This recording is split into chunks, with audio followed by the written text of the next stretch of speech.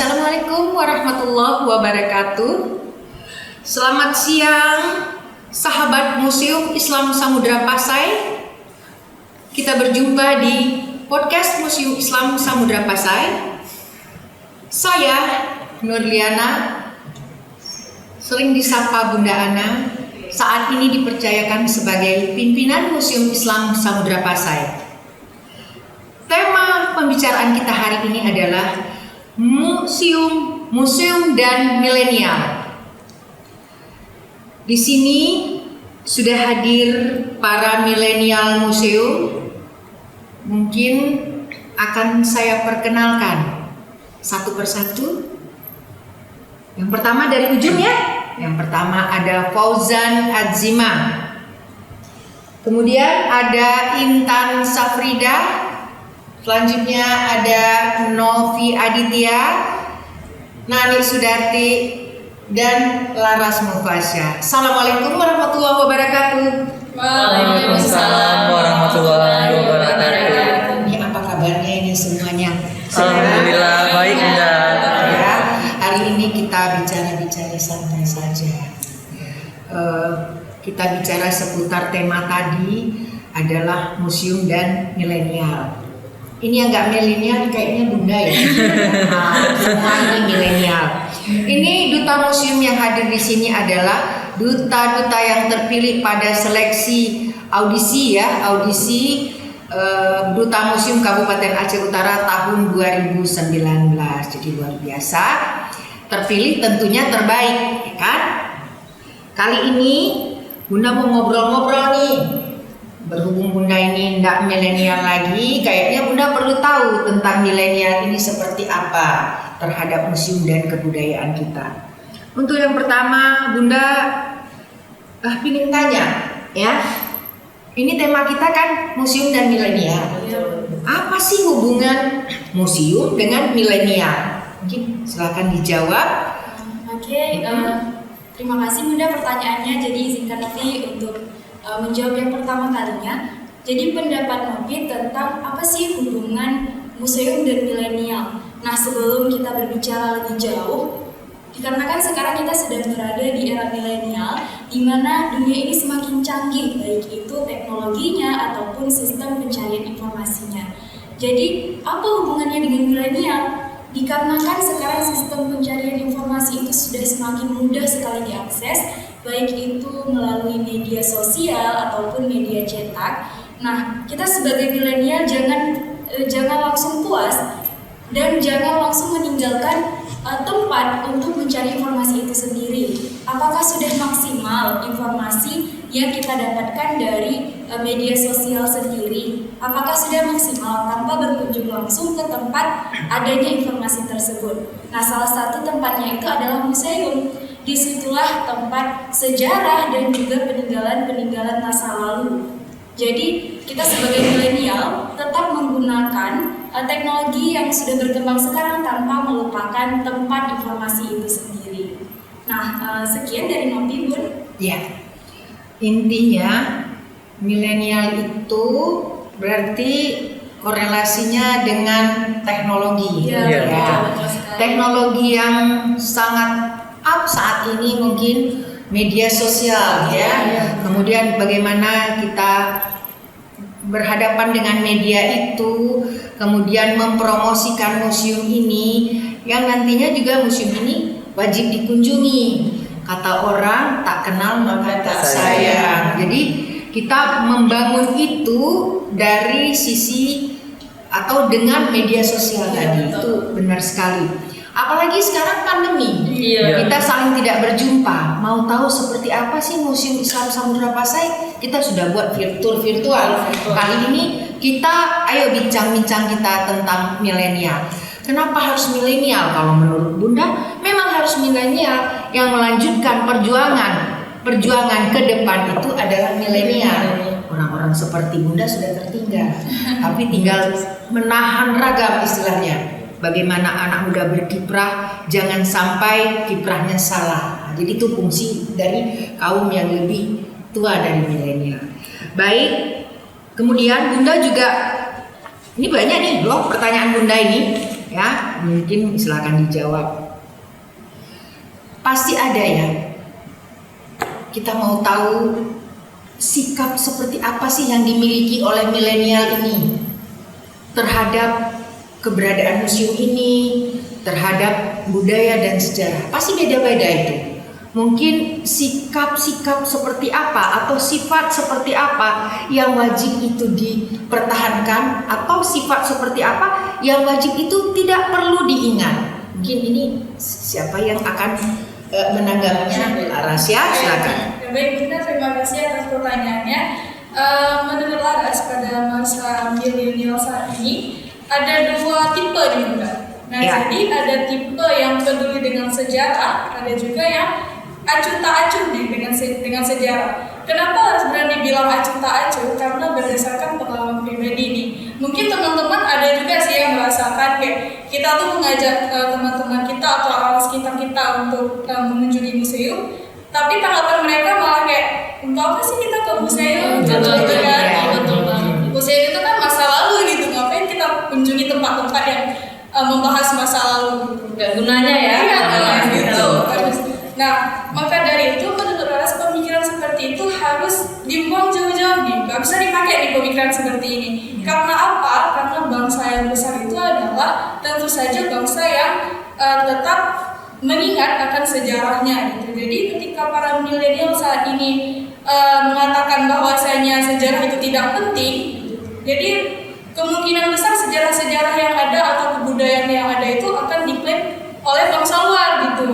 Mungkin sekarang banyak juga ya Bunda ya, sejarah kita atau budaya kita yang sudah diklaim oleh orang luar karena bangsanya sendiri pun tidak peduli gitu. Mungkin Bunda bisa simpulkan dimanapun ya di dalam satu kehidupan masyarakat ada yang senang, ada yang tidak. Gitu juga kehidupan di dalam milenial ini.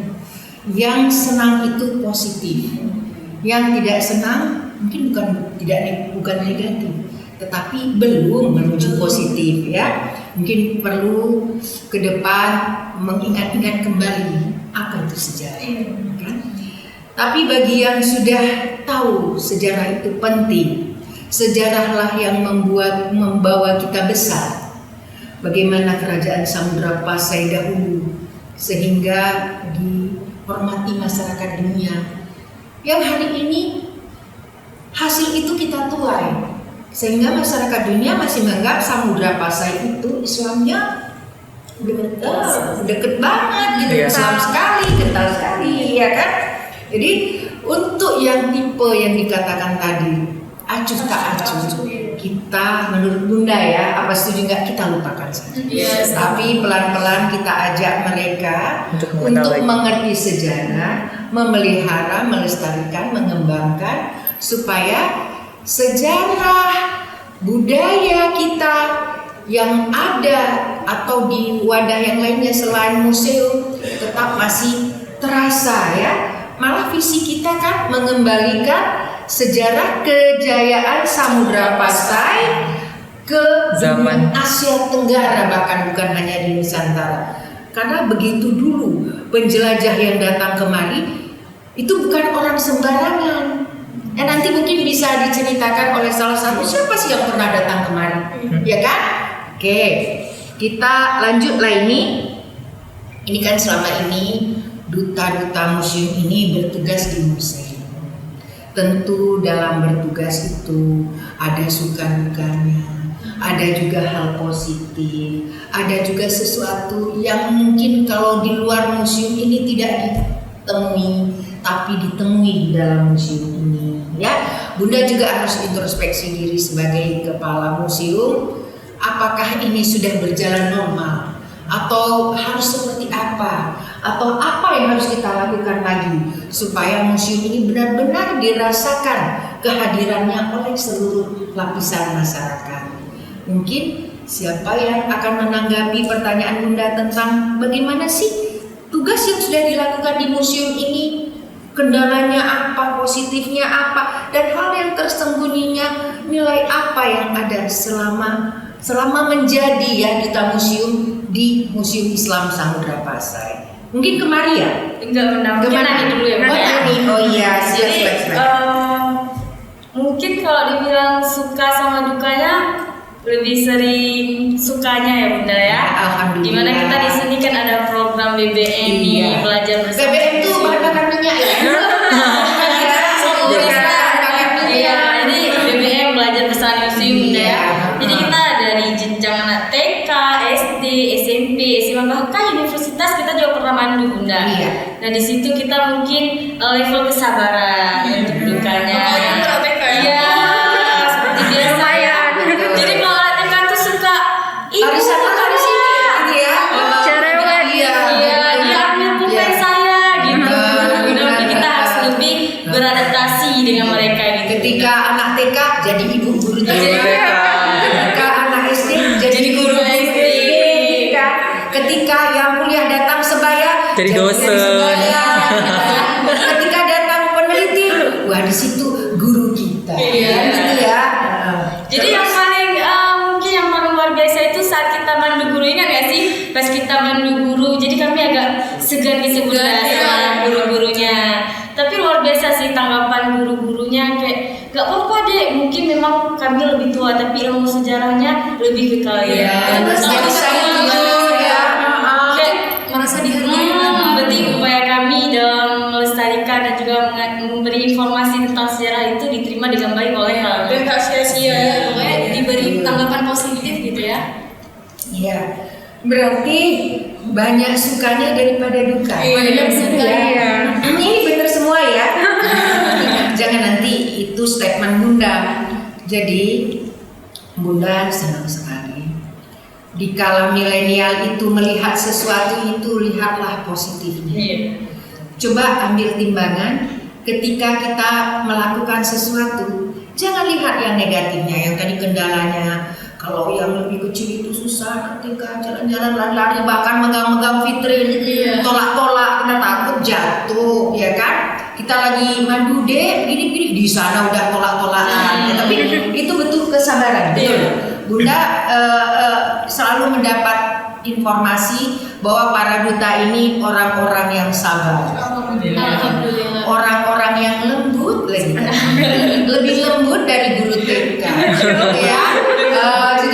Jadi itu satu membuat Bunda semangat bahwa program itu memang selalu harus hadir. Bayangkan di Aceh Utara ini ada SD itu sekitar 350-an, SMP-nya 150-an, universitasnya ada 3, ya kan? Terus belum lagi para peneliti atau para pengunjung yang datang dari luar Aceh, bisa juga dari luar negeri. Selama ini kita tahu ada dari Malaysia, ada dari Turki. Kita tahu yang datang kemari itu beragam sekali. Dan beragam juga tingkah lakunya. Bunda senang sekali, mohon bisa dikelola tingkah laku dan beragam dan kebiasaan memang sopan. Orang yang masuk ke museum pasti sudah tahu museum itu tempat apa. Jadi tidaklah untuk tempat ribut-ribut, gitu kan? Pasti mematuhi aturan. Kalau saat ini kita prokes, ayo prokes, kecuali Bunda sedang bicara. Susah Bunda prokes nanti gak kedengaran pula, ya kan? Ini kita ketika Bunda bicara mau di apa silahkan nggak apa-apa ya. Tadi Bunda juga mau dengan hal positifnya dari Intan, gitu kan? Mungkin ada yang tersembunyi, yang tidak bisa terungkap dan tidak bisa didapat kalau di luar, kalau bukan di dalam museum. Itu mungkin menjadi sesuatu hal semangat sebagai duta museum untuk melancarkan program-program seperti tadi. Ada BBM, kita juga ada perlombaan. Bagaimana perlombaan kemarin, Bunda menempatkan 3 admin ini sebagai tonggak untuk pelaksanaan perlombaan supaya kita melalui video bermacam itu, ada yang nggak senang, ada yang senang, tapi biasa dalam perlombaan. Kalau tidak ada warna, tapi mereka tetap tegar, mereka semua tegar untuk di museum ini. Ya, mungkin itu coba disampaikan oleh Intan. Mungkin ada yang tidak tersampaikan. Iya. Silakan Intan. Nah Bunda, gini kan, kita kan milenial ini lebih dekat sama gadget gitu. Betul. Bagaimana kalau kita buat kayak giveaway gitu Bunda, biar lebih menarik. Untuk menarik. Iya, untuk menarik. Menarik perhatian tuh ke museum ya. Lebih ke museum gitu Bunda. Yang Bunda bilang nilai dari situ juga bisa dapat. Iya. Kalau di luar sana, kapan bertemu dengan para TK-TK-an, Tidak. para SD-SD-an, para SMP-an? Tidak akan. Dan kalau kita datang ke tempat tersebut hanya satu sekolah, tapi kita berada di sini, kita bisa silaturahmi dengan guru, dengan anak didiknya, dengan pelajarnya, dengan mahasiswa. Berapa bentuk silaturahmi yang sudah harganya tidak ternilai buat kita hadir di museum. Selain kita mengkomunikasikan setiap koleksi ini kepada pengunjung, ada hal lain yang kita bisa dapat. Itu tadi, silaturahmi itu mahal. Iya kan? Iya, tidak dibayar. Jadi Bunda senang juga setiap pengunjung ini tetap mengatakan kakak-kakaknya itu lembut-lembut gitu. Gak marah-marah. Ramah-ramah. Ozan mau dikatakan lembut. Tidak. Pasti lembut juga ya. Ketika di sini lembut, ketika di luar baru keluar karakter aslinya. Baru hancur. Begitu masuk ke dalam museum, aku adalah duta museum. Tingkah lakuku pasti ditiru atau menjadi gambar museum ini. Kalau leluhur dulu punya karakter yang luar biasa, masa saya yang menjelaskan tentang leluhur ini karakter saya tidak luar biasa. Jadi kehadiran museum ini juga untuk mengembalikan karakter-karakter positif itu. Iya sih Bunda. Iya, ini Fauzan belum. Kalau Fauzan melihat keberadaan museum ini dengan milenial, mungkin Bunda bisa saran-saran sama-sama lah kita berbicara. Gimana Fauzan? Ada masukannya? Ada masukannya. Ini kan kita kan baru siap capek ya. Iya, Kita kemarin baru ya. siap penyerahan hadiah, baru siap kita diserbu-serbu. Kenapa sih kok saya nggak menang, kok ini yang menang? Tapi alhamdulillah kita tegar menjawab dan jangan sakit hati. Karena kalau pesertanya 254, mungkinkah pemenangnya 254? Perlombaan. Tidak. Dalam perlombaan kalah menang biasa, tetapi ada satu poin yang kita ambil, bahwa kita berani mengatakan inilah saya. Anak-anak berani bercerita, berani cerita berkarakter, bisa menampakkan kalau saya ini bisa menghayati satu-satu peran karakter. Saya itu bukan orang yang statis, kan gitu. Kalau nazam itu satu bentuk yang sudah lama kita lupakan. Hari ini kita coba untuk milenial. Bunda kepengen saran-saran atau pesan atau apa di dalam diskusi kita ini, biar masyarakat di luar sana melihat museum kita ini masih semangat di kala pandemi. Itu bukan menjadi halangan. Beberapa kali kita buat Zoom meeting. Kemarin aja yang kita buat seminar dengan tatap muka karena sudah lepas dari zona merah. Biarpun saat ini kita berada di zona hijau, namun kita tidak tinggalkan pakai masker, kecuali Bunda yang sedang berbicara.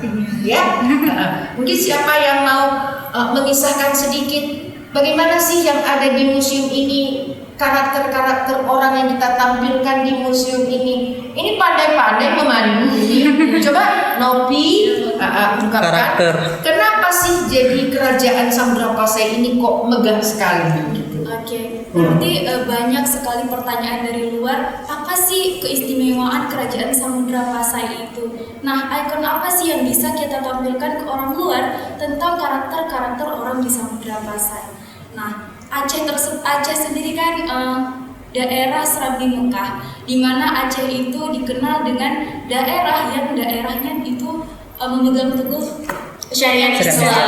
Ya. Nah, di museum ini kita banyak sekali mengisahkan tentang tokoh-tokoh Raja Samudra Pasai. Salah satunya, ini yang paling familiar adalah Sultan Malik Asali, ya, paling fenomenal. Nah, apa pelajaran yang bisa kita ambil dari Sultan Al-Malik Asali? Kita tidak hidup di masa Sultan Al-Malik Asali, tapi kepribadian Sultan Al-Malik Asali bisa kita lihat dari inskripsi yang tertera pada batu nisan Sultan Al-Malik Asali. Tanpa kita mendengar sejarah dari artikel atau lain-lain, mungkin kita bisa langsung belajar dari inskripsi pada batu nisannya. pada batu nisan yang ditemukan yang sekarang adanya di Desa Beringin. Di situ terdapat inskripsi yang membahas tentang kepribadian Sultan Al-Malik As-Salih, di mana inskripsi tersebut berbunyi, Hadzal qabrul marhumur maghfur at-taqiyun nasi al-hasibun nasibul karim al-abidul fatih al-mulakkab Sultan Al-Malik As-Salih alladzi intakala min Ramadan sanata 96 wa 600 min idqalin nabawi. Saqallahu husarah wa ja'ala jannata marwah bi hurmati la ilaha illallah. Ya. Itu. Coba bahasa Arabnya ada lancar gitu ya. Oh, yakin. Nah, Tolong diterjemahkan. inskripsi ya. Apa artinya? Itulah inskripsi yang tertera pada makam Sultan Al-Malik As-Salih. Apa arti dari inskripsi tersebut? Disitulah kepribadian Sultan Al-Malik As-Salih diungkapkan, bahwa Sultan Al-Malik As-Salih ini adalah raja yang abid beribadah. Selain abid beribadah, beliau juga gemar menyebarkan agama Islam dengan cara menasihati. Oleh karena itu ya, fakta lapangan yang kita temukan bahwa pada masa kepemimpinan Sultan Al-Malik As-Salih, Islam ini sudah sangat menyebar luas. Nah, selain itu, Sultan Al-Malik As-Salih juga seorang raja penakluk, di mana beliau menaklukkan daerah-daerah yang masih dipimpin oleh tentara non-muslim. Oleh karena itu, Samudra Pasai seiring berjalannya waktu itu semakin luas karena semakin ditaklukkan oleh Sultan Malik As-Salih. Nah, jadi di inskripsi tersebut juga tertera tahun mangkatnya beliau. Jadi kalau misalnya kita membaca artikel, ada yang memanipulasi, ada yang mengubah-ubah tahun wafatnya Sultan Al-Malik As-Salih, itu bisa kita bantah dari inskripsi yang menyebutkan bahwa alladzi intakala min Ramadan sanati sitti wa tis'ina wa sittimi'atin min idqalin nabawi. Beliau wafat di tahun Hijriah, yaitu tahun 696 Hijriah. Nah, itulah luar biasanya kepribadian Sultan Al-Malik As-Salih, Bunda. Itu jadi ikon kita tentang Sultan Malik As-Salih. Itu baru satu. Iya, itu baru satu, sudah sangat luar biasa. Samudra Pasai ini sultannya lebih dari satu. Mungkin kita punya di sini 20 atau lebih bahkan karena itu kan 300 tahun memerintah sejak abad 13 sampai penghujung 12 ke 13, 14 dan 15. Mungkin tidak hanya 20 yang ada di sini, berarti ini yang kita temukan di sini. Ada juga yang berada di tempat lain yang kira-kira kita perlu ekspedisi ke sana, ya kan? Seperti di sini kita tidak temukan Sultan Abdul Jalil, tidak ada. Dan mungkin ada sultan lain juga. Ini ada yang lebih menarik ya. Bunda sebenarnya tentang museum ini hanya Bunda menjadi pimpinan saja. Bunda lepaskan kepada milenial untuk mempertinggikan atau mengembalikan sejarah itu yang sudah terbenam. Karena tadi kan ada kata-kata bangsa yang besar, bangsa yang tidak. Iya. Jadi jangan hanya ngomong ya, tapi mana aksinya? Itulah. Ini Bunda harap dari milenial. Ada satu yang paling dekat dengan setiap sultan, bahwa setiap sultan ini punya mata uang, ya kan? Setiap sultan memerintah dia punya mata uang. Dan yang lebih ini sekali, mata uang itu tertulis As-Sultan Al-Adil. Berarti yang menjadi sultan itu Al-Adilnya jaminan, ya kan? Mungkin ini bisa dikisahkan lagi oleh Laras tentang mata uang tadi. Silakan. Baik, jadi pada masa kerajaan Samudra Pasai itu terdapat mata uang resmi. Jadi di sini Bunda ada dua nih yang jenis mata uang resminya. Tapi yang menjadi masterpiece-nya Museum Islam Samudra Pasai ini adalah dirham nih. Dirham adalah mata uang resmi kerajaan Samudra Pasai yang terbuat dari emas. Jadi setiap sultan yang berkuasa itu pasti mengeluarkan dirhamnya tersendiri. Nah, selain dirham itu ada kuil. Kalau kuil itu terbuat dari timah hitam dan timah putih. Nah, ada yang paling menarik nih dari dirham. Bisa kita lihat dari ukurannya. Pasti kita tahu nih ada dirham yang dinamakan dengan dirham mata mana Bukan mata gajah. Mata gajah besar ya, jadi mata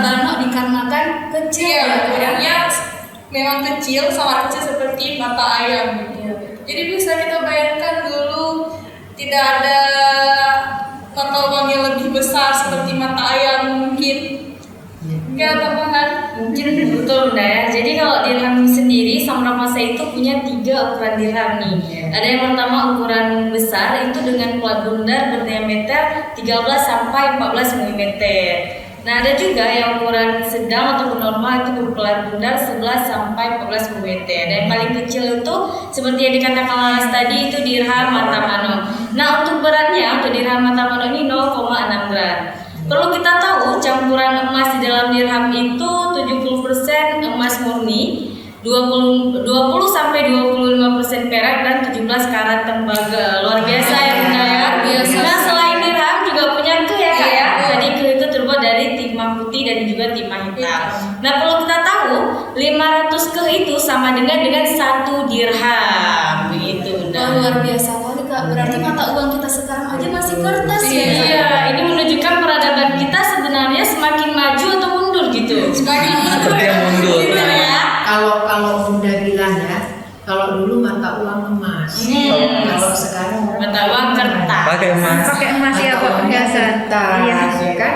Jadi kalau sejarah kita sangat luar biasa. Luar biasa. Ya kan?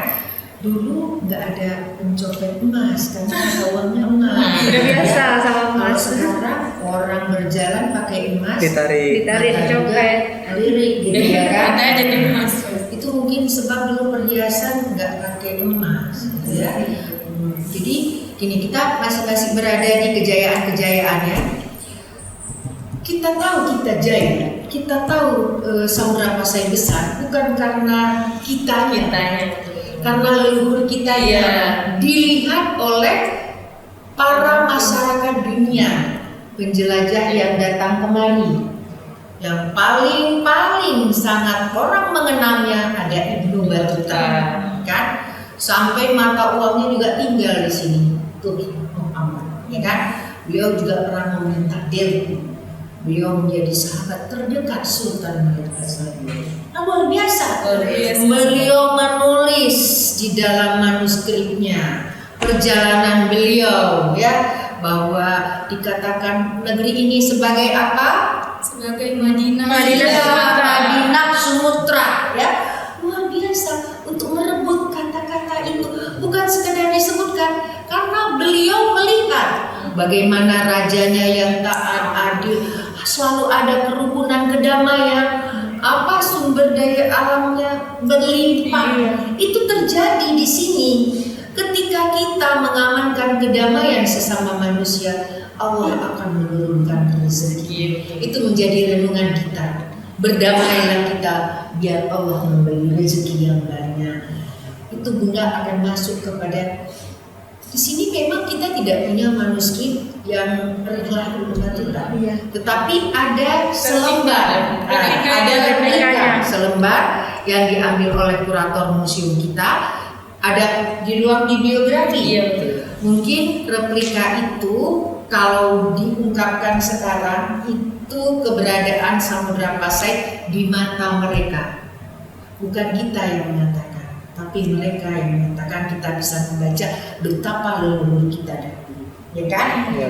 Sudah dirham, kita kan punya juga manuskrip kita punya kan? Walaupun bukan manuskrip di zaman Samudra Pasai, tetapi manuskrip yang ada di museum ini identik kental sekali dengan manuskrip kitab-kitab Islam yang itu ditulis di 200 tahun yang silam, ya kan? Akhir abad 18, dan manuskrip itu sudah dikaji. Dan kalau ke museum sudah dalam bentuk digitalisasi, jadi tidak usah repot-repot buka, tinggal di komputer aja, itu sudah digitalisasi. Mungkin sekarang Bunda mau beranjak ke alat musik. Alat musik itu dulu ada yang namanya Rapai Pasai.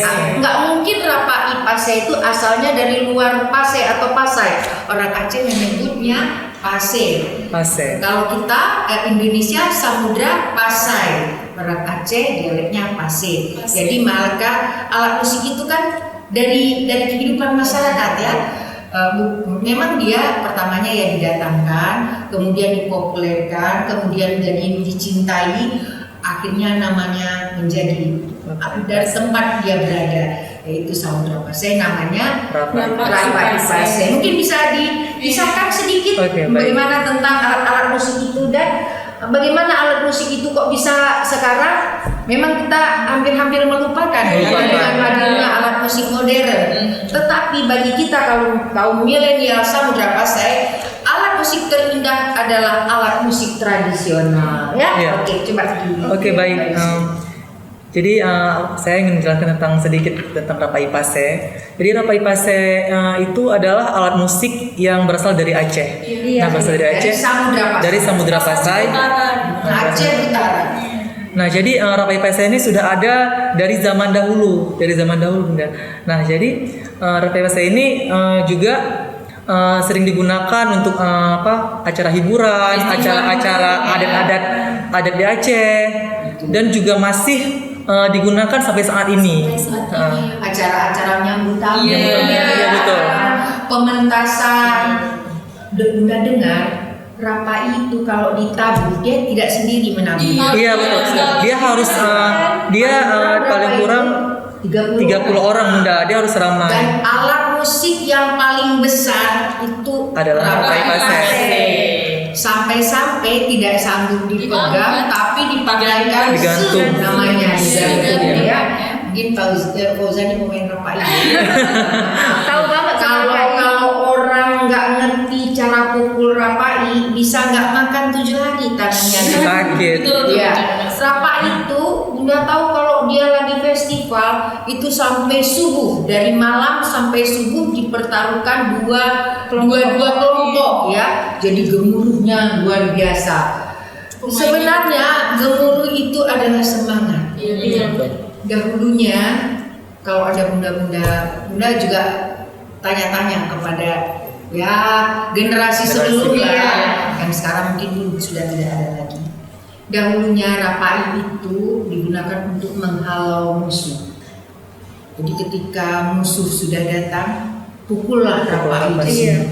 Gemuruh. Musuh bilang, kalau di sana lagi perang, ngapain kita ke sana? Iya kan? Nah, jadi musuh itu menganggap kita sedang perang di sini, padahal gemuruhnya dari Rapai Pasai. Jadi seiring kita tidak berperang lagi, alat musik itu masih ada dalam masyarakat, dijadikan seni gitu. Jadi menjadi alat musik yang kontennya seni. Jadi bisa dipentaskan ya. Bisa diacara. Fauzan main Rapai Pasai. Rapai Pasai itu ada kayak kecil-kecilnya lagi, namanya Rapai musik. Ada yang kecil lagi Rapai gelek yang dimainkan beserta ditarikan, ya kan? Kayak sebenarnya alat musik kita. Satu beranak-anak sampai sekian, ya kan? Itu baru Rapai. Ada lagi yang lain seperti banyak seperti apa? Galet tunjang Aceh Utara. Ini khas banget ya. Khas banget Aceh Utara. Tapi disayangkan milenial sekarang lupa kayak nggak tahu gitu, nggak mengenal alat tunjang itu apa. Makanya ayo ke museum. Ayo ke museum. Ada alat tunjang. Iya. Jadi gimana alat tunjang itu? Satu lagi yang mengenai Rapai Pasai tadi, perlu teman-teman ketahui bahwasanya Rapai Pasai ini telah mendapatkan sertifikat menjadi warisan budaya tak benda Indonesia. Jadi sudah diakui menjadi kebanggaan nanti. Sekarang kan WBTB Indonesia. Satu hari nanti kita berharap menjadi WBTB dunia.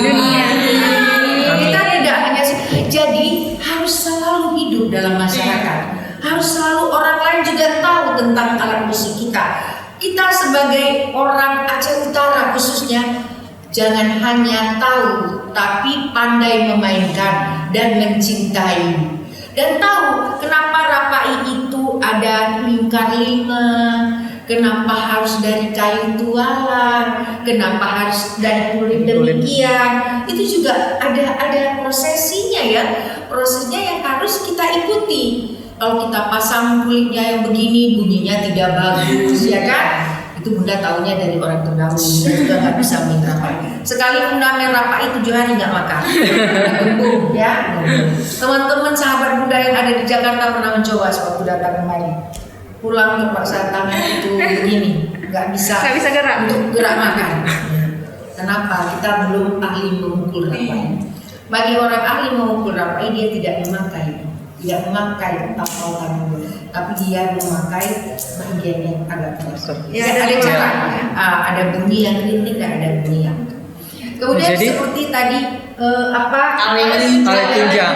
ada yang mau Kalau alat mungkin nanti Bunda ya. Iya. Kalau alat tunjang ini juga alat musik khas dari Aceh Utara. Iya, betul. Nah biasanya itu dimainkan setelah panen padi. Iya. Jadi orang Aceh itu seperti merayakan Bunda ya. Iya. Kan kalau dulu itu kita panen padi setiap 1 tahun sekali Bunda, karena Betul. mungkin dulu belum ada irigasi Bunda ya. Jadi harus tunggu bulan 12 dulu turun hujan baru. Panen. Itu tanam habis itu ya. Itu juga menjadi bagian adat kita ya. Iya, budaya. Ada apa sih namanya? Jadi ada nanti kenduri Atau drum ubla. Drum ubla. Ada di sini. Iya. Jadi alat tunjang itu kan dia ada alenya, ada alunya yang menunjang sesuai itu. namanya. Iya, sesuai namanya. Jadi alunya ditunjang Jadi biasanya itu dimainkan malam hari purnama. Iya, hari purnama. Jadi selain alat tunjang itu juga pas festival Rampai Ipase Dikolaborasi dan menjadi sebuah musik yang luar biasa. Betawi juga, ada canang cerengkeh juga. Semua dimainkan Iya. untuk memeriahkan malam itu ya. Jadi kan ada kisah memang tentang alat tunjang ini. Siapa yang merdu alat tunjang? Dia gitu. Karena alat tunjang itu dipukul dengan sepenuh hati. Pakai hati. Iya, kalau baik itu berarti ini orang bisa deh jadi Jadi pendamping pendamping hidup. Karena nggak mungkin alat tunjang itu bisa berbunyi dengan baiknya kalau hatinya tidak baik. Kalau kelakuannya tidak baik, dia memukul dengan lubang yang kecil, tapi bunyi di atas sana begitu. Apa Bunda bilang? Memainkannya dengan Seperti lambaian Kelapa. kelapa yang tinggi gitu kan, alunnya cocok. Jadi ada kisah yang seperti itu. Di semua daerah mungkin ada kisah Ada tentang kisah. alat musiknya itu, ya kan, termasuk juga di sini. Mungkin Fauzan ada mau ditambahkan tentang alat musiknya? Canang cerengkeh atau apa? Tentang canang cerengkeh kalau dikolaborasikan kita di sini alat musik ada berapa ya? Ada berapa ya Intan? Alat Ada musik kita? ada 5. Ada 5. Ya. Mbak sama budaya, ada serundeng kale, alat tunjang, ada rapa ipase, ada juga apa tadi? Rapa musik, Canang cerengkeh. canang cerengkeh. Yang masing-masing itu punya bunyi khas, Iya. kan? Ketika ditabuh, tapi ditabuh oleh penabuhnya. Iya. Kalau ditabuh sembarangan yang tidak mengerti, di samping sakit diri, bunyi itu Sakit ngerti kuping. kita, menyakitkan kuping. Orang bilang dulu, malas dengan rapai, suara nggak beras sekali. Udah, kalau orang sesuatu kita menghadapi kesusahan, cintailah kesusahan itu, biar itu menjadi kesenangan. Jadi nikmati. Oh, itu bunyinya ada seperti ini. Akhirnya Bunda menikmati rapai itu. Itu juga waktu ada festival dibuat di Pekan Kebudayaan Aceh di tabuhnya alat tunjang. Kita nikmati. Sebenarnya letaknya di mana enaknya itu. Lambat laun kita tahu, oh di sini rupanya letak enaknya alat tunjang itu. Sehingga kalau hari ini kita kolaborasikan, seperti ada banyak grup musik yang mengkolaborasikan, katanya nggak ada kunci tertentu, tapi itu bisa ada. Nggak ada buat pelatihan dulu di sini. Beberapa itu juga ada kuncinya. Yang mungkin kuncinya diciptakan sendiri gitu. Jadi melahirkan suara-suara yang luar biasa. Lain lagi ada canang cerengkeh. Sungai Kali lagi di Sungai Kali, begitu kita mau terima tamu hidupkan Sungai Kali, tabunglah rapat dua, itu jadi luar biasa sekali, ya kan? Ini sebenarnya di sini juga ada perhiasan, ya. Ada yang bisa mengungkapkan perhiasan di sini untuk abad 13 dan abad 15. Silakan Laras. Oke, baik. Jadi di museum kita ini ada perhiasan yang dipakai pada abad ke-13 dan yang dipakai pada abad ke-16 nih Bunda. Iya. Nah, jadi apa sih bedanya perhiasan yang dipakai abad ke-13 dan 16? Nah, pada abad ke-13 orang-orang terdahulu itu dia masih memakai bebatuan. Itu ada mani-mani getah daman, ya, Ada kaca-kaca. yang berkaca-kaca gitu. Mungkin Bunda bisa kasih lihat Bunda. Oh, ini Nah, kaca-kaca seperti itu tidak. ya. Mana ya? Ini nampak orang Samudra Pasai. Iya, seperti itu mungkin Bunda ya. Ada mani-mani, kita dapat lihat ya. Nah, itu yang dipakai pada abad ke-13 nih. Dan apa sih yang dipakai pada abad ke-16? Nah, pada abad ke-16 ini orang-orang terdahulu itu sudah memakai emas nih. Dan emasnya itu cukup beragam, bisa kita katakan cukup beragam. Seperti ada tahu nih, ada tahu binge, Kalau tak limau susun, dan setiap namanya itu berdasarkan bentuknya gitu. Berarti ada beda abad 13 sampai 15 dengan abad ke-16. Di mana 13 sampai 15 itu kita sering pakai bebatuan. Pernah kita punya juga yang namanya batu dari getah damar. Bayangkan kalau getah damar itu kan lembut, Iya. sampai jadi bebatuan berapa lamanya, ya. Terus ada gelang cetia, ya banyak lah. Nanti ke museum lah. Ke museum. Kalau pengen tahu ke museum. Kalau penasaran ke museum, ini siap ya, memandu. penasaran. Tapi ingat harus rombongan. Ini tidak terasa ya. Kita sudah melalui menit per menit, mungkin sampai 1 jam ya, tapi tidak apa. Tidak. Bicara sejarah tidak pernah terhenti, Iya. karena kita ingin sejarah ini hadir kembali. Sesuatu yang ingin kita hadirkan selalu kita bincangkan supaya dia tetap nyata walaupun mereka yang mengalaminya itu sudah pergi, gitu ya. Ini mungkin di akhir Bunda sebelum menarik kesimpulan, Bunda pingin dulu apa ini pesan, mau apa, silakan di penghujung ini acara kita hari ini. Dimulai dari Fauzan dulu ya. Iya. Nah, coba Fauzan pesannya itu apa? Tentu untuk milenial ya. Oke, untuk para generasi milenial, jadi pesan saya karena kita berada di era digital, nah jadi media sosial adalah tempat untuk kita promosi. Tapi kita juga tidak lupa akan museum itu sendiri. Nah, mungkin itu dari saya. Oke. Kalau Intan, Kalau dari Intan mungkin Bunda ya, ayo kita lebih berkontribusi untuk Iya. pemajuan museum ini, terutama dari milenial sekarang nih. Gitu, cuma itu. terus kamu kembali? Ke Novi dulu. Oke, jadi pesan Novi untuk para milenial, ayo kita tingkatkan personal branding kita, jadilah milenial dengan 4B, brand, beauty, behavior. Nah, dikarenakan jika kita milenialnya sudah baik, itu akan memperbaiki masa depan. Jadilah milenial yang baik untuk masa depan. Iya. Lanjut. Sekarang lanjut Ke Laras. Nani dulu. Oh, Nani. Lupa. Sama-sama hitam. Iya. Ayo, silakan Nani. Kalau pesannya nih, ayo nih para milenial kita berkunjung ke Museum Islam Samudra Pasai, karena di sini banyak tokoh-tokoh kita, Sultan Malik Saleh, Malika Narsya yang mempunyai karakter yang luar biasa yang patut kita teladani. Ayo sama-sama kita ke museum, kita mengetahui informasi, karena kata pepatah tak kenal maka tak sayang. Jika kita tidak tahu sejarah maka kita tidak akan pernah mencintai sejarah. betul sekali. Betul.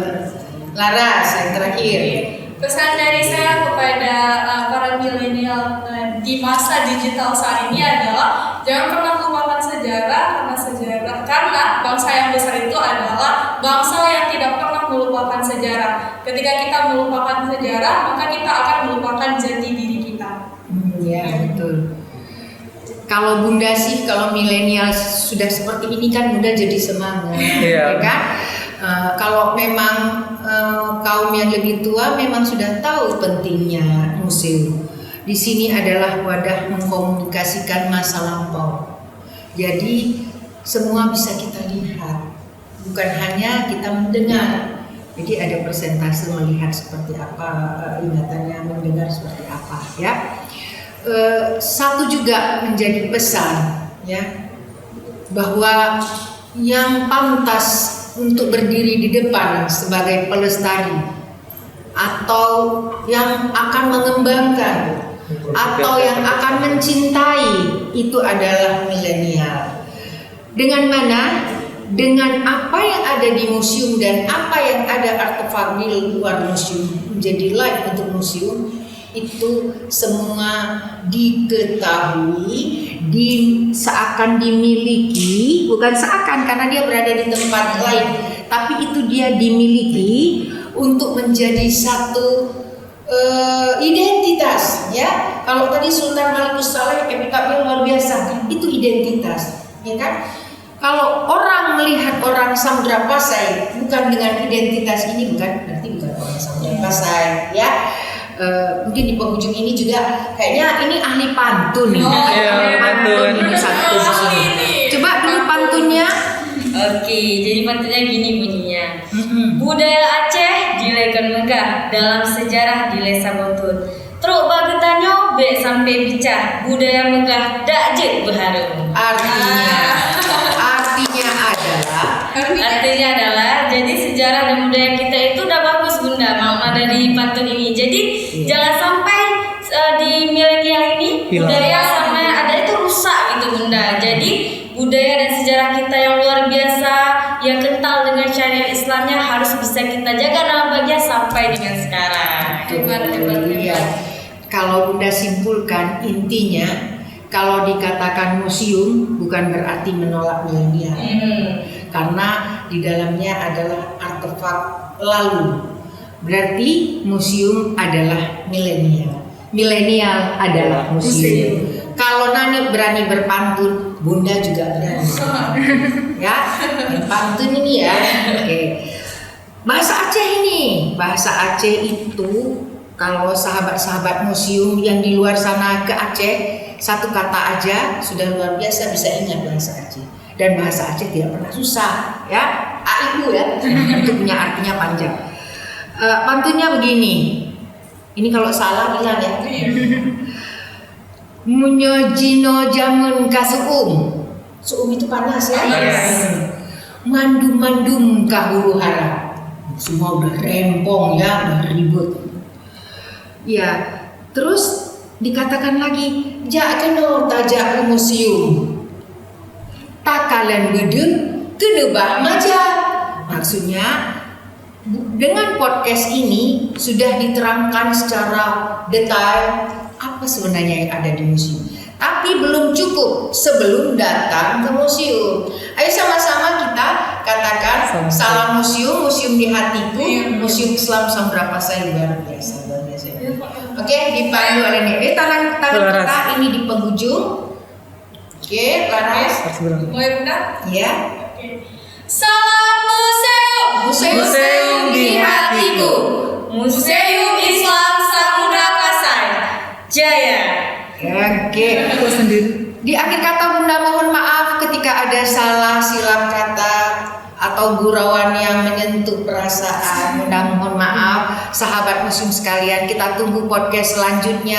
Kita nanti di Senin juga ada podcast, di Selasa juga kita hadirkan Wakil Bupati Aceh Utara. Assalamualaikum warahmatullahi wabarakatuh.